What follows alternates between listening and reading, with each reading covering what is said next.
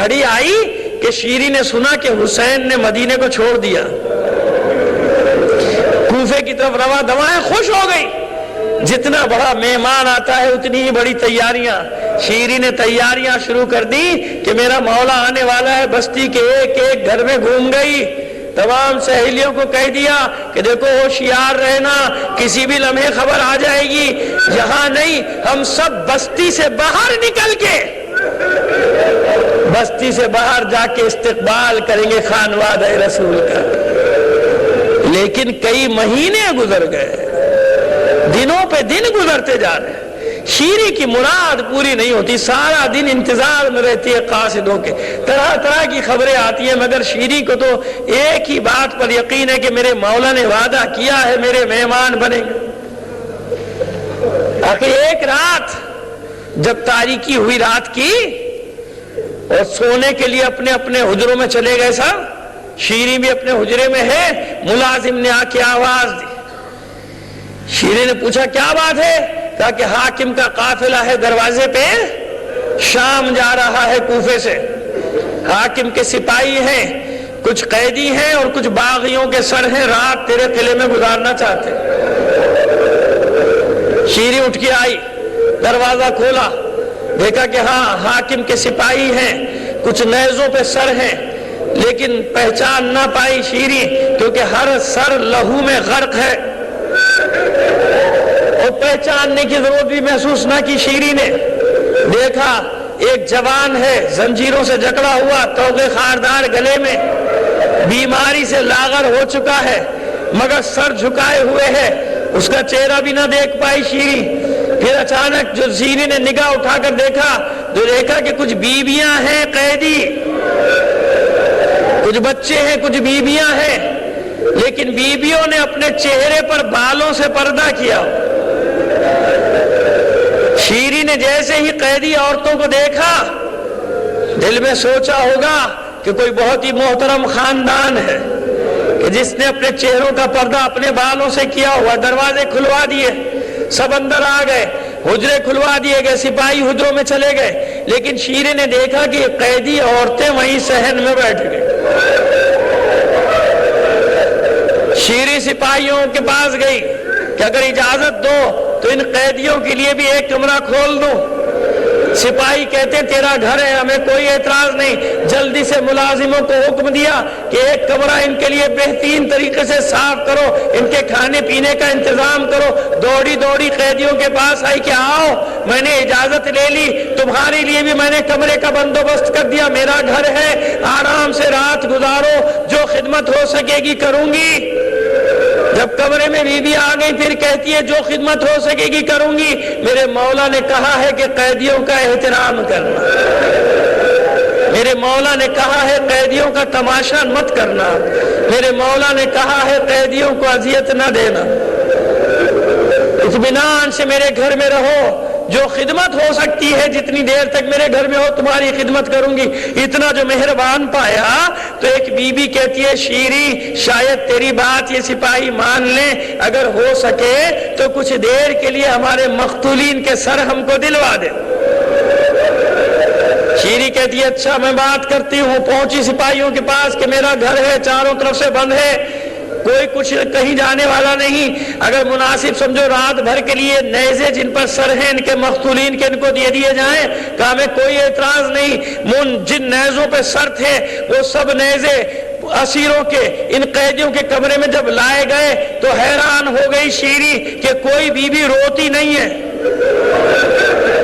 حیران ہوئی، اس کے لیے عجیب بات تھی کہ کوئی بیوی نہیں روتی بلکہ بے چین ہے، بے قرار ہے، روتے نہیں ہیں۔ بس واپس جا رہی تھی اسی تعجب کے عالم میں کہ ایک بی بی نے آواز دے کر کہا شیری جب سے ہمارے ورثہ قتل کیے گئے ہیں ہمیں رونے کی اجازت نہیں ہے، جب سے انہیں مارا گیا ہے ہمارے رونے پہ پابندی ہے، اگر تو اجازت دے دے تو ہم آہستہ آہستہ اپنے مقتولوں کا ماتم کر لیں، آہستہ آہستہ اپنے مقتولوں کو رو لیں۔ شیری تڑپ کر کہتی ہے میرا گھر ہے، ارے پوری اجازت ہے، جس طرح رونا چاہتے ہو رو لو، جیسے ماتم کرنا چاہتے ہو کرو، لیکن ہاں سنو میں نے مولا سے سنا ہے کہ قیدیوں کی دعا جلدی قبول ہوتی ہے، میری ایک حاجت ہے، جب اپنے مقتولین کا ماتم کرنا تو دعا کرنا میری حاجت پوری ہو جائے۔ بس وہی بی بی کہتی ہے شیریں اگر مناسب سمجھے گی تو بتائے گی کیا حاجت ہے؟ کہا ہاں ہاں کیوں نہیں بتاؤں گی، ارے میرا مولا حسین راستے میں ہے، میری شہزادی زینب راستے میں ہے، میرا عباس، میرے علی اکبر، یہ سب بیویاں بچے، یہ شہزادے شہزادیاں راستے میں ہیں، ارے دعا کرو خیر سے میرے مہمان میرے گھر آ جائے، بس اتنی دعا کرو کہ خیر سے میرے مہمان میرے گھر پہنچ جائے۔ اس قیدی بی بی نے کوئی جواب نہ دیا، ادھر شیریں مڑی، ادھر بیویوں کے رونے کی آواز آئی، ایک بی بی چلائی ہائے میرا ماں جایا حسین۔ بس عزادارو اتنا سننا تھا، واپس پلٹی شیریں، واپس پلٹی شیریں، اے بی بی سب روئیں مگر تجھے رونے کی اجازت نہیں، یہ تو نے کیسا نام لے دیا، اگر رونا ہی چاہتی ہے اپنے مقتول کے کسی بھائی کا نام لے کر رو لے، یہ نام نہ لے۔ وہ بی بی کہتی ہے شیریں یہ بھی قبول ہے، ادھر شیریں واپس مڑی، کانوں میں آواز آئی ہائے میرے عباس کا بھائی حسین، پھر واپس مڑی شیریں، او بی بی ارے یہ نام بھی نہ لے، یہ نام بھی نہ لے، اگر تیرے مقتول کا کوئی بیٹا تھا اس کا نام لے کے رو لے۔ وہ بی بی کہتی ہے شیریں یہ بھی قبول ہے، ادھر شیریں واپس مڑی، پھر آواز آئی ہائے میرے علی اکبر کا بابا، بس اب شیریں سے نہ رہا گیا، واپس پلٹی، اس بی بی کے سامنے ہاتھ باندھ لیے، بیٹھ گئی زمین پر، او بی بی جب سے تو میرے گھر میں آئی ہے میرے دل کو قرار نہیں ہے، میں مضطرب ہوں، میں بے چین ہوں، میرے دل کو چین نہیں آتا، آخر تو ہے کون، اپنا تعارف تو کرا، یہ جتنے نام لیتی ہے یہ تو سب میرے مولا کے گھر والوں کے نام ہے۔ وہ بی بی کچھ نہ بولی، وہ بی بی خاموش رہی، جب کچھ نہ بولی تو شیریں کہتی ہے او بی بی تجھے تیرے حسین کی قسم دیتی ہوں، تجھے تیرے مقتول کی قسم دیتی ہوں، بتا تیرا نام کیا ہے، بتا تو کس شہر کی رہنے والی ہے، بتا تو کہاں سے آئی ہے، بس اتنا سننا تھا۔ زینب نے چہرے سے بال ہٹا دیے، ارے شیریں بھائی کی قسم نہ دے،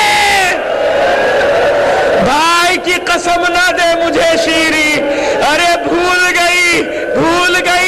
میرے بھائی نے یہ بھی تو کہا تھا کہیں ایسا نہ ہو کہ ہم تیرے مہمان بھی بن جائیں، تو پہچان بھی نہ سکے۔ شیریں نے منہ پیٹ لیا، سر پیٹ لیا، اے شہزادی یہ میں کیا دیکھ رہی ہوں، ارے میرا حسین کہاں ہے، عباس کہاں ہے، علی اکبر کہاں ہے؟ زینب نے ہاتھ پکڑ کے کہا بس کر شیریں بس کر، ارے کس کس کا پوچھے گی سوائے سید سجاد کے، کوئی باقی نہ رہا، سب کو کربلا میں سلا کے آ رہی ہوں، بڑی سرکار اجڑ گئی، ارے رسول کا گھر لٹ گیا، میری ماں کی گود اجڑ گئی شیریں، کوئی باقی نہیں بچا، ہاں یہ جو نیزے پہ سب سے بلند سر ہے یہی تیرے مولا حسین کا سر ہے۔ شیریں مڑی، سر و سینہ پیٹتی جاتی ہے،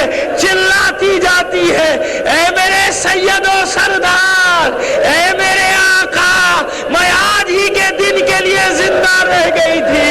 ارے خوب وعدہ نبھایا، خوب میرے مہمان بنے، خوب مجھے شرف میزبانی بخشا، ارے میں آج کے دن کے لیے زندہ تھی کہ زینب و ام کلثوم میرے گھر مہمان بنے اور ان کے سروں پر چادریں بھی نہ ہو۔